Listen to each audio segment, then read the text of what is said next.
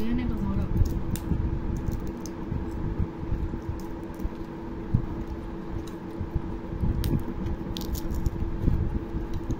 সময় 5 টাকা দিয়ে অনেক বাদাম পাওয়া যেত, এখন সেই বাদাম হচ্ছে 40 টাকা 100 গ্রাম।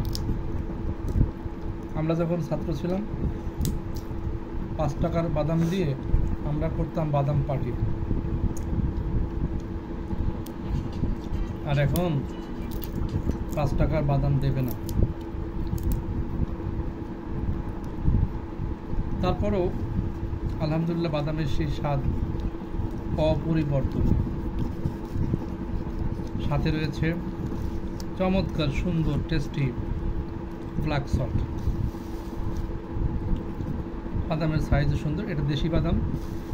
আপনারা আর একটা পাবেন, সেটা হচ্ছে ফরেন বিদেশি বাদাম, সেটা সাইজ বেশ বড় হয়, তবে সেটার টেস্ট অত সুন্দর না।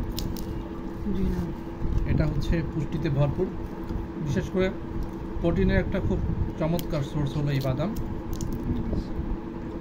যারা ডায়েটিংয়ে আছে তারা এই ধরনের খোসা সহ রোস্টেড বাদাম খেতে পারেন।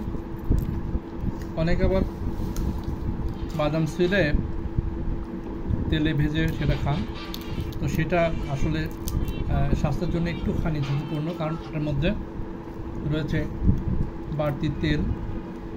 আর সল্ট না খাওয়াই ভালো, কারণ সল্ট অনেক ক্ষেত্রে যাদের হাইপার টেনশন আছে, যাদের ডায়াবেটিস আছে, এই যে সল্ট দেখুন, দেখতে খুবই সুন্দর, খুব টেস্টি, কিন্তু এই জিনিসটা অ্যাভয়েড করা উচিত। যারা স্বাস্থ্য সচেতন, বিশেষ করে হাইপার টেনশন যাদের ক্ষেত্রে আছে, ডায়াবেটিস আছে, তাদের ক্ষেত্রে এটা খুবই ক্ষতিকর। এটার মধ্যে প্রচুর পরিমাণে সোডিয়াম থাকে, যেটা ওয়াটার রিটেনশনের মাধ্যমে যাদের হাইপার টেনশন আছে তাদের হাইপার টেনশনকে আরও বেশি বাড়িয়ে দেয়। সেজন্যে ডাক্তাররা বলে থাকে পাতে লবণ খাবেন না, এই কারণেই বলে থাকে। তাই শুধু পাতে নয়, অনেক সময় আমরা দেখা যাচ্ছে যে ফ্রুটসের সঙ্গে, বিশেষ করে টক জাতীয় ফলের সঙ্গে আমরা লবণ খেয়ে থাকি, সেক্ষেত্রেও লবণ অ্যাভয়েড করাটা খুবই বাঞ্ছনীয়। মনে রাখবেন, হেলথ ইজ ওয়েলথ, স্বাস্থ্যই সম্পদ, যদি সেটা সুস্থতা থাকে। আর যদি কখনো কেউ অসুস্থ হয়, তখন বুঝবে যে আসলে স্বাস্থ্যটা কত বড় আল্লাহর এক নিয়ামত।